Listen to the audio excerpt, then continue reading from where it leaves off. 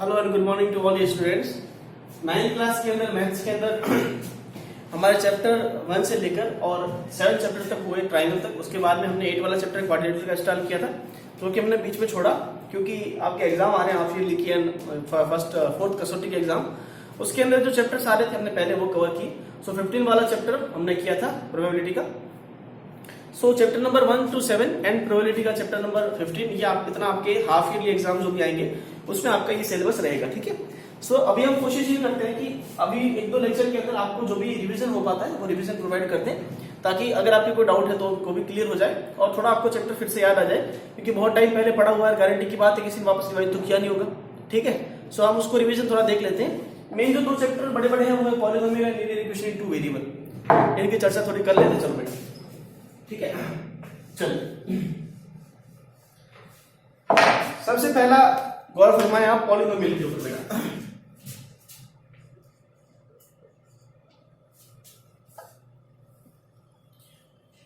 Polynomial की बात करें तो इसके नाम से ही सब कुछ हमको समझ में आ जाना चाहिए। पॉलीनोमियल्स जो होते हैं, पॉली का मतलब होता है मैनी और नोमियल्स का मतलब होता है टर्म्स। तो ऐसी अलजेब्रिक एक्सप्रेशन जो बहुत सारी टर्म से मिलकर बनता है उसको बोलते हैं पॉलीनोमियल, ठीक है। अब पॉलीनोमियल के अंदर क्या क्या चीजें सर आती है? पॉलीनोमियल स्टार्ट होता है ना बेसिक से होता है। सबसे पहला होता है लीनियर पॉलीनोमियल। लीनियर पॉलीनोमियल का मतलब होता है इसकी पावर क्या होती है? 1 होती है, ठीक है ना। ऐसा पॉलीनोमियल जिसके अंदर जो वेरिएबल है उसकी मैक्सिमम पावर कितनी हो? 1, ठीक है। उससे पहले हम बात करते हैं कि पॉलीनोमियल को हम 2 कैटेगरी में डिवाइड कर सकते हैं, 2 तरह से क्लासिफाई कर सकते हैं। पहले जो कैटेगरी होती है वो होती है नंबर ऑफ टर्म्स के अकॉर्डिंग, कि भाई एक पॉलीनोमियल लिखा हुआ है, जैसे कुछ लिखा हुआ है ऐसे ax + by = 0, तो ये जो पॉलीनोमियल है ये 2 टर्म से मिलकर बना है, लेकिन इसके अंदर मैक्सिमम पावर x की कितनी है? 1 है। तो ऐसा भी हो सकता है सर, इस तरह से भी हो सकता है ना। ये जो पॉलीनोमियल है वो 3 टर्म से मिलकर बना है और इसकी मैक्सिमम पावर कितनी है? 2 है। तो हम यहाँ पे 2 तरीके कर सकते हैं कि पॉलीनोमियल को हम 2 कैटेगरी में डिवाइड कर सकते हैं, 2 क्लासेस के अंदर क्लासिफाई कर सकते हैं। पहला जो है वो है नंबर ऑफ टर्म्स के अकॉर्डिंग, और दूसरा जो है वो डिग्री ऑफ मैक्सिमम वेरिएबल की मैक्सिमम डिग्री के अकॉर्डिंग। तो डिग्री के अकॉर्डिंग पहले मैं बात करता हूं नंबर ऑफ टर्म्स के अकॉर्डिंग। सो पॉलीनोमियल को हम 2 तरह से डिवाइड कर सकते हैं। पहला जो होता है वो पावर या डिग्री के तौर पर, और दूसरा जो है वो है नंबर ऑफ टर्म्स के अकॉर्डिंग। अब नंबर ऑफ टर्म्स के अकॉर्डिंग बात करूं तो ऐसा पॉलीनोमियल जिसके अंदर नंबर ऑफ टर्म्स सिर्फ 1 होती है उसको बोलते हैं मोनोमियल। क्या बोलते हैं? मोनोमियल।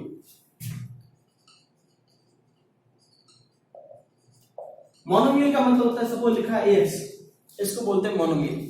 मतलब किसी भी क्वाड्रेटिक किसी भी पॉलीनोमियल के अंदर अगर नंबर ऑफ टर्म 1 है तो उसको बोलते हैं मोनोमियल। अच्छा, और कैसे एग्जांपल इसके आप देखें। सो अगर ऐसे लिखा है ax3, ये भी एक मोनोमियल है, टर्म 1 है, ठीक है। अगर ओनली ये लिखा है तो भी ये कांस्टेंट पॉलीनोमियल है जो कि मोनोमियल है, ऑब्वियस बात। नंबर ऑफ टर्म्स की बात है कि नंबर ऑफ टर्म आपको गिनना तो आता है ना, गिनती 1 2 3 4, उसको बोलते हैं मोनोमियल। कोई फर्क नहीं पड़ता इसको मोनोमियल को। देखो इसका इससे कोई लेना देना नहीं है। ऐसा कोई जरूरी नहीं है कि मोनोमियल है तो उसके अंदर x की पावर 3 वाली कोई टर्म नहीं होगी, 4 वाली कोई टर्म नहीं होगी, 8 वाली कोई टर्म नहीं होगी। मोनोमियल की ये जो नंबर ऑफ टर्म्स वाले पॉलीनोमियल है वो डिग्री पे बिल्कुल डिपेंडेंट नहीं, मतलब कि डिग्री कुछ भी हो सकती है। आप देखिए यहाँ पे कांस्टेंट है, यहाँ पे पावर 3, यहाँ पे 4 है, कुछ भी हो सकता है, ठीक है ना। क्वाड्रेटिक भी हो सकती है, ax² भी हो सकता है, कुछ भी हो सकता है। ये क्या चीज है? कांस्टेंट है और x जो है वेरिएबल। तो इसको बोलते हैं मोनोमियल जिसके अंदर डिग्री क्या होती है? नंबर ऑफ टर्म्स क्या होती है? 2 होती है। उसके बाद जब नंबर ऑफ टर्म्स 2 आती है उसको बोलते हैं बाइनोमियल।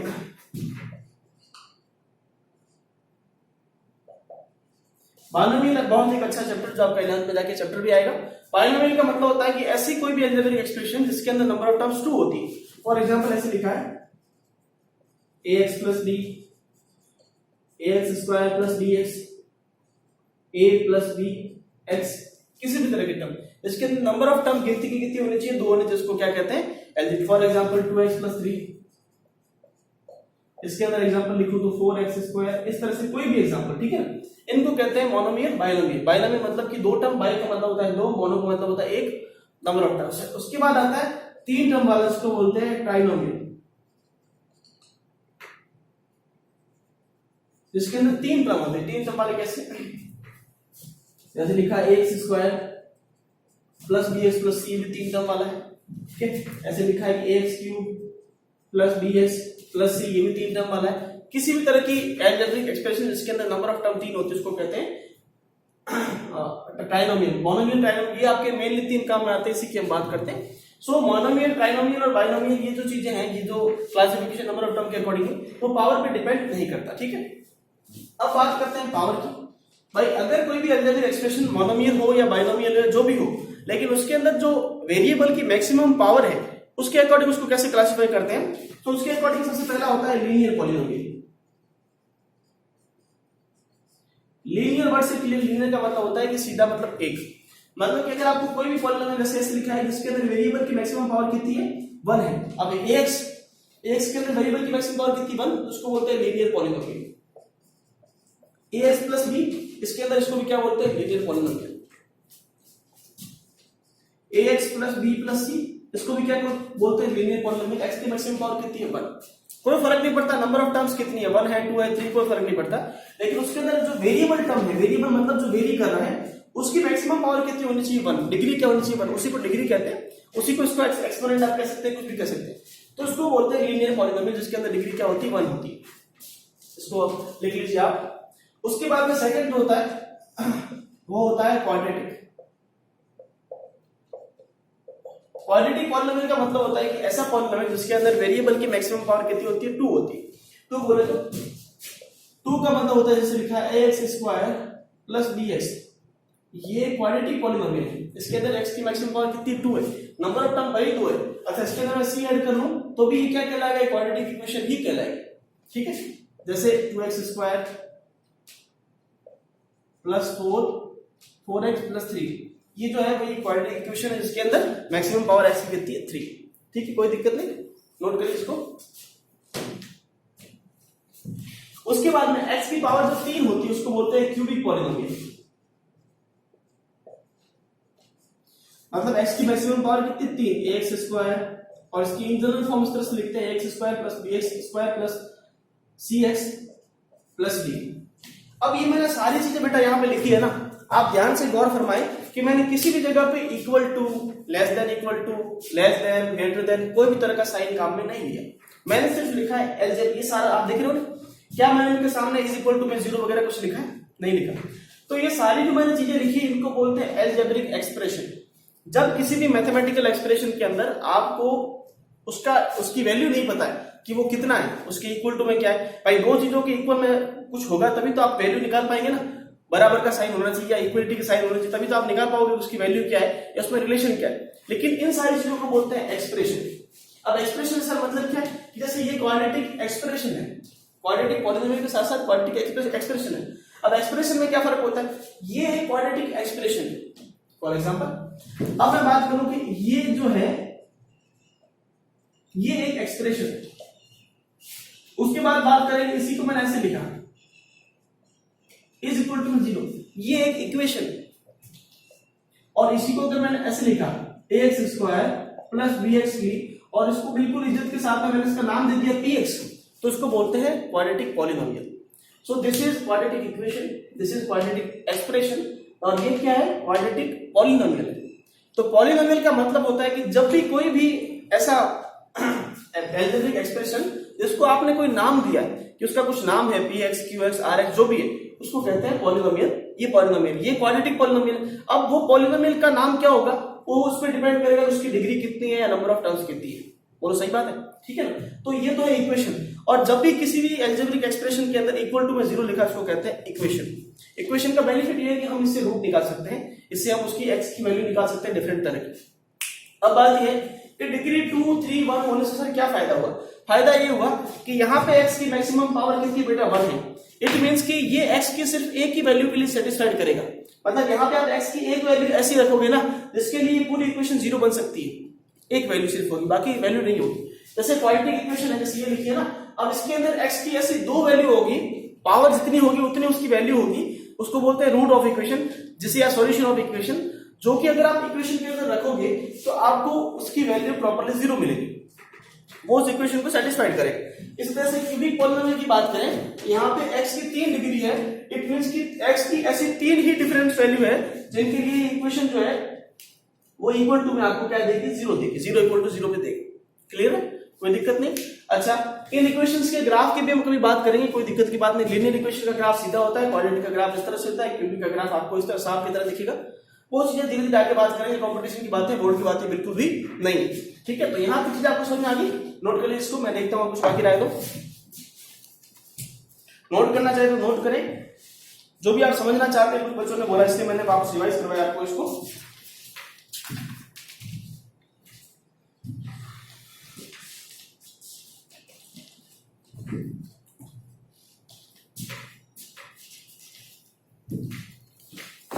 चलिए बाबा आगे बढ़ते हैं।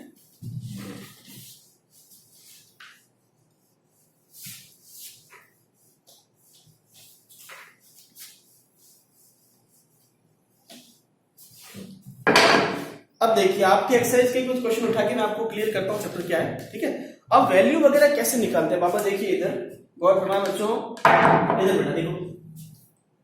फॉर एग्जांपल लिखा हुआ है 2x + 4 = 0। ये कोई एग्जांपल आपको दे रखा है, आपको बोले कि solution, find the solution of this equation. अब बच्चा पहली बात तो नाम देख के घबरा जाता है कि सॉल्यूशन क्या होता है। सॉल्यूशन का मतलब होता है कि यहाँ पे x के जो पड़ा है ना, जो वेरिएबल है ना, इसकी ऐसी कितनी वैल्यूज है जिनके लिए इक्वेशन 0 = 0 देगा, मतलब कि इक्वेशन को सेटिस्फाइड करेगा। नहीं समझे तो कैसे भाई, हम क्या करेंगे, इस इक्वेशन को सॉल्व करेंगे। अब मैथ्स के अंदर या दुनिया के अंदर कोई भी सब्जेक्ट हो जहां पे आपको इक्वेशन सॉल्व करनी होती है या किसी चीज की वैल्यू निकालनी होती है, तो दुनिया पूरी में एक ही मेथड चलता है बेटा। क्या मेथड है कि हम क्या करते हैं कि वेरिएबल, मतलब कि जो चीज अननोन है उसको एक साइड रखते हैं, और जो चीज नोन है या फिर कांस्टेंट है उनको बराबर के दूसरी साइड भेजते हैं। ठीक है ना, ये पैटर्न है हर तरीके के इक्वेशन को सॉल्व करने के। वो और बचपन से हम पढ़ते आ रहे हैं बेटा, वही हम यहाँ पे करेंगे। हम क्या करेंगे कि ये जो इक्वेशन आपको दे रखी है ना, या इस इक्वेशन को हम किस तरह से सॉल्व करेंगे, हम इसके अंदर जो हमको पता नहीं है उसको एक साइड ले लेते हैं, और जो पता है या कांस्टेंट है उसको दूसरी साइड भेजते रहते हैं। ठीक है ना, सो मैं इस 4 कांस्टेंट है, 4 नंबर है ना, इसको मैं उस साइड भेज देता हूँ। तो मैंने क्या किया, इसको इस साइड में रखा और 4 को उधर भेजा। तो मैथ्स कहता है कि अगर आप बराबर के साइन के, इक्वल टू के साइन के इस साइड है उस साइड ट्रांसफर करते हैं तो साइन बदल जाते हैं, मतलब प्लस का माइनस हो जाता है, माइनस का प्लस हो जाता है, मल्टीप्लाई का डिवाइड हो जाता है, डिवाइड का मल्टीप्लाई हो जाता है। ठीक है, तो प्लस था माइनस हो गई। इसी तरह से x की बात करें, अब मुझे x की वैल्यू निकालनी। अभी तक यहाँ पे 2 जो है वो मेरे को पता है ना कि 2 तो नंबर है, तो मैंने 2 को इधर भेज दिया, सिर्फ वेरिएबल को एक साइड में रखना है, बाकी वेरिएबल के साथ में कुछ भी है उन सभी को दूसरी साइड भेजो। अब ये 2 इधर मल्टीप्लाई के अंदर इधर जाएगा, क्या हो जाएगा डिवाइड के अंदर, तो -4 / 2। नहीं समझ में आया तुमको, 2 से 2 डिवाइड करेंगे तो क्या आएगा -2। सो x की वैल्यू कितनी आएगी -2। अब कहने का अर्थ ये है बेटा कि x की सिर्फ एक ही वैल्यू है -2, जिसके लिए इक्वेशन जो है ना वो 0 = 0 प्रोवाइड करेगी। And this is called the solution of equation, root of equation, values of equation, जो भी आप कहना चाहे आपकी मर्जी। जैसे मैं आपको प्रूफ करके दिखा देता हूं, आपको x की वैल्यू -2 इसके अंदर रखेंगे बेटा वेरीफाई के लिए। x की वैल्यू -2 रखेंगे तो 2 - 2 प्लस में 4 = 0। 2 से 2 का मल्टीप्लाई करते हैं तो मेरे हिसाब से 4 आता है, और माइनस का साइन है तो प्लस इंटू माइनस को मल्टीप्लाई करते हैं तो क्या आएगा माइनस। सो -4 + 4 = 0, 0 = 0। बोलो आगे नहीं आया, तालियां हो जाए। तो ये 0 = 0 हमने प्रूफ कर लिया, इसी को कहते हैं solution of equation, root of equation. चलिए बात समझ आ गई आपको, ठीक है, बस यही बात होती है। अब आपको एक जैसे क्वेश्चन आता है कि verify whether the following are zeros of the, इसको जीरो भी कहते हैं, एक और नाम है, भूल गया मैं, जीरोस। आपको एक क्वेश्चन दे रखा है, जैसे फॉर एग्जांपल क्वेश्चन है कि px = 3x + 1 एंड x = -1/3। आपको बोला है कि verify whether the following are zeros of the polynomial indicated against them. जो ये वेरिएबल x लिखे ना वैल्यू, क्या ये इसके जीरो है कि नहीं, ये आपको प्रूव करना है कि भाई जीरो का मतलब क्या है। इस पॉलिनोमियल के जीरो का मतलब ये इस पॉलिनोमियल को सेटिस्फाइड करेंगे बेटा, पॉलिनोमियल का जीरो बनाएंगे। भाई इस पॉलिनोमियल के अंदर आप अगर x की वैल्यू जो दे रखी है उस x की वैल्यू को आप पुट करें, आपको जीरो मिल जाए, इट मींस कि वो उस पॉलिनोमियल का जीरो है, नहीं तो वो उस पॉलिनोमियल की वैल्यू है। फॉर एग्जांपल बेटा पहले एग्जांपल ले लेते हैं, जैसे लिखा है px = 6x - 1। अब यहां पे सपोज x की वैल्यू आप रखिए 2, x की वैल्यू 2 रखेंगे तो p जहां जहां x लिखा वहां 2 लिखना है, तो p × 2 = 6 × 2 -1, 6 × 2 होता है 12, -1 बोले तो 11। तो p2 की वैल्यू कितनी है 11, इसको बोलते हैं वैल्यू ऑफ पॉलिनोमियल। ये 11 जो है ना, आप एक तरह से कह सकते हैं कि आपने जब इसको डिवाइड किया है तो रिमाइंडर जो आपको मिला है 11 मिला है। अब इसी तरह से यहां पे बात करें कि x की वैल्यू अगर आपने 0 पुट कर ली, फॉर एग्जांपल मैंने इसके अंदर अगर इसी के अंदर मैं x की जगह आप सोचिए कि 1/6 अगर पुट कर लूं इसी के अंदर, तो पुट कीजिए कैसे आएगा, p 1/6 is equal to 6 into 1/6 minus 1, 6 से 6 गया तो क्या आएगा 1, माइनस 1 बोले तो 0। तो x की एक ऐसी वैल्यू मैंने पुट की जिसके लिए ये पूरा पॉलिनोमियल क्या बन गया, 0 बन गया। इसको कहते हैं जीरो पॉलिनोमियल। अब यहाँ पे ये लीनियर पॉलिनोमियल है, मतलब कि इसकी पावर कितनी है 1। तो x की ओनली एक ही वैल्यू ऐसी संभव है, मतलब 1/6 एक ऐसी एक ही वैल्यू है जिसके लिए पॉलिनोमियल 0 बनेगा। बाकी सारी रियल नंबर आप कोई भी रियल नंबर पुट करके देखो, ये कभी भी 0 नहीं बनेगा। क्यों? क्योंकि इसकी मैक्सिमम पावर कितनी 1 है भाई, डिग्री 1 दे रहा है ना, तो ये कभी भी किसी अदर वैल्यू के लिए 0 नहीं बनेगा।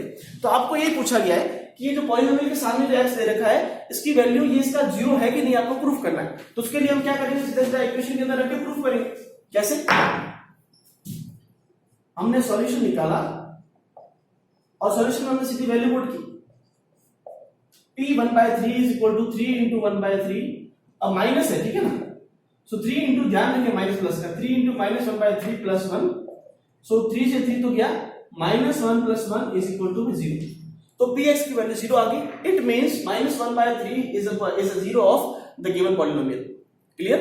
चलो कोई दिक्कत नहीं, आगे बढ़ते हैं। एक और पॉलिनोमियल दे रखा है इस तरह से,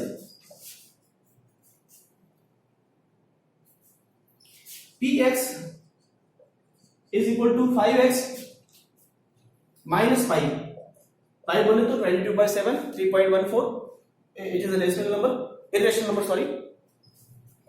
और x की वैल्यू जो दे रखी है वो दे रखी है 4/5। अब पूछा है कि क्या ये 4/5 इसका 0 है कि नहीं, देख लेते हैं। अभी देखो 0 करने के लिए क्या करेगा बेटा, ये हम सीधा इसकी वैल्यू इसमें पुट करेंगे। सो p, क्वेश्चन तो देख लेते सही है, हाँ। So p 4/5 is equal to 5 into x के लिए क्या लिखना है 4/5 माइनस में 5, सो 4 माइनस 5।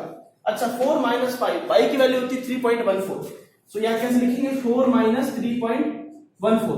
भाई 4 माइनस 3.14 करेंगे तो आपको मिलेगा 0.886। वो 0.86 जो मिलेगा बेटा वो 0 तो नहीं है, ठीक है ना। तो ये जो बात है, ये जो पॉलिनोमियल का ये जो x दे रखा है ये इस पॉलिनोमियल का 0 नहीं है, क्योंकि हमको तो 0 चाहिए। भाई 4 में से 3.14 निकालोगे तो 0 तो नहीं आएगा ना बेटा, तो ये इसका 0 नहीं है। क्लियर? कोई दिक्कत नहीं, नोट कर लीजिए।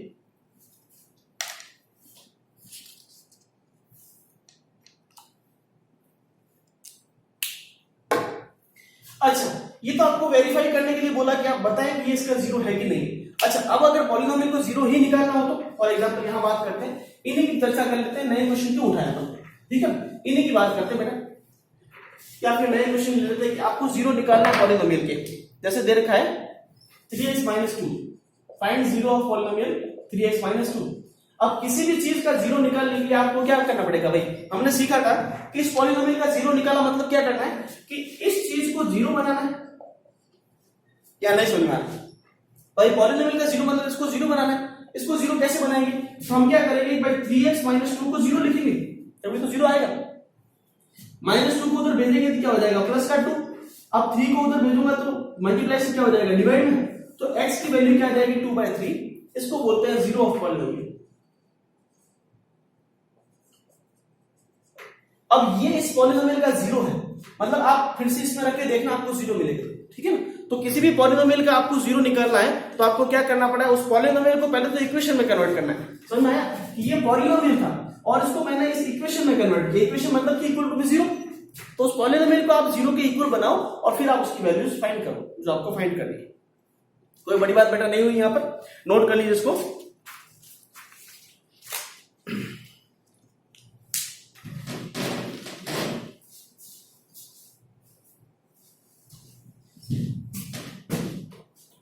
उसके बाद में एक जो चीज आई थी वो आई थी बेटा रिमाइंडर थ्योरम।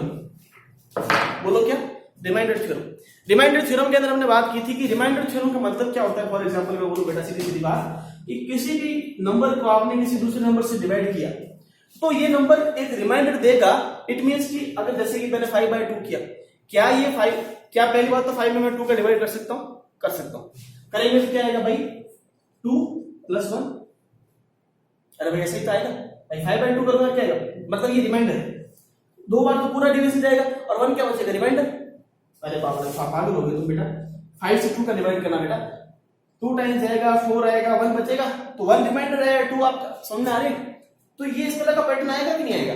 लेकिन आप देखिए कि रिमाइंडर अगर 0 के अलावा कुछ भी आता है, अगर रिमाइंडर 0 के अलावा कुछ भी आता है तो हम सीधा सीधा कह देते हैं ना बेटा कि ये जो 2 है, ये जो जिससे आपने डिवाइड किया है वो चीज इसका फैक्टर नहीं है, फैक्टर नहीं है मतलब कि इसको पूरी तरह से डिवाइड नहीं कर रहा है। फॉर एग्जांपल मैं बोलूं भाई 10/2, अब 10 को 2 से डिवाइड करना है, 10 को 2 से डिवाइड करेंगे किस तरह करेंगे, फिर से वही बेटा ये वाला सिंपल मेथड, कितनी बार जाएगा 5 टाइम्स, 5 टाइम्स जाएगा 10 आएगा, 10 में 10 जाएगा 0 आएगा, तो रिमाइंडर 0 आ गया, मतलब कि 2 जो है वो 10 का एक फैक्टर है। फैक्टर होने का मतलब है कि वो उससे पूरी तरह से डिवाइडेड है, 10 जो है वो 2 से पूरी तरह से डिवाइडेड है, समझे कि नहीं। तो ये रिमाइंडर थ्योरम का बेसिक है, कैसे से समझ में नहीं आया हमको।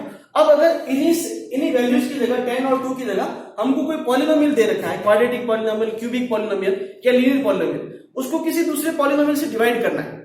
अब मैं पहली बात तो आपसे ये पूछना चाहता हूं, गौर करवाए देखो बेटा, इसका उल्टा अगर मैंने देखा होता है 2/5, आप क्या करते हैं, क्या 2 से 5 को डिवाइड कर सकता हूं, नहीं कर सकता, मतलब कि आपको लेस देन 1 मिलेगा ना बेटा।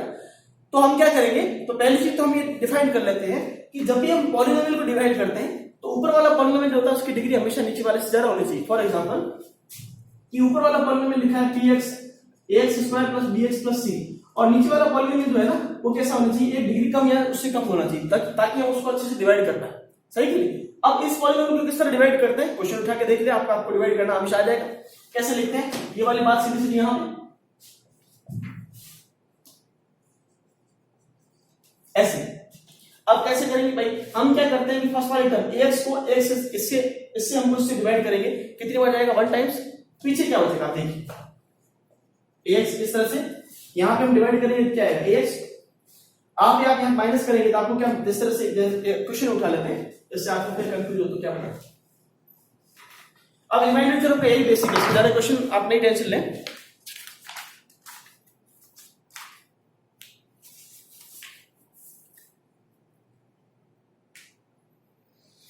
हाँ जी देखिए, जैसे क्वेश्चन दे रखा है, डिवाइड करना सिखा देता हूं। जैसे क्वेश्चन दे रखा है अंडर के अंदर 3x + x - 1, अब इसको डिवाइड करना है x + 1 से। अब डिवाइड का तरीका पहले तो आप सीख लें, हम किस तरह से डिवाइड करते हैं।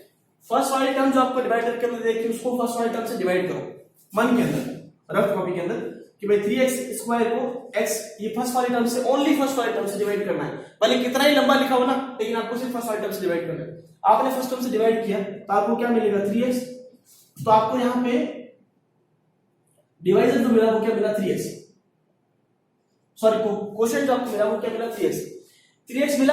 अब इस 3x को इस पूरे x + 1 से मल्टीप्लाई कर दीजिए, इस 3x को इस पूरे x + 1 से मल्टीप्लाई कर दीजिए, ठीक है, और उसको इसके नीचे लिखिए। अब 3x को मैं x से मल्टीप्लाई करूंगा तो क्या आएगा, फिर से 3x², 3x को मैं 1 से मल्टीप्लाई करूंगा तो क्या आएगा 3x। अब हम क्या करते हैं माइनस, भाई ये प्लस का और ये माइनस का कैंसिल आउट हो जाएगा, ये भी माइनस होगा, तो x - 3x, भाई 3 माइनस का और प्लस का बना है तो क्या आएगा -2, बोले तो -2x, और पीछे जो दे रखा है उसको एलसीएम से लिख लिया, कोई तकलीफ तो नहीं। अब फिर से वही पैटर्न, फर्स्ट वाली टर्म को फर्स्ट वाली टर्म से डिवाइड करेंगे, तो जब मैं -2x को x से डिवाइड करूंगा तो x से x कैंसिल आउट होगा तो क्या आएगा -2, इस -2 को फिर से मैं क्वेश्चन के अंदर ऊपर लिख लूंगा यहां पर -2। अब इस -2 को मैं इस पूरे x + 1 से मल्टीप्लाई करूंगा तो क्या आएगा -2 - 1, सॉरी -2x और -2, भाई -2 का x से मल्टीप्लाई करूंगा -2x, और -2 का 1 से मल्टीप्लाई करूंगा -2 आएगा।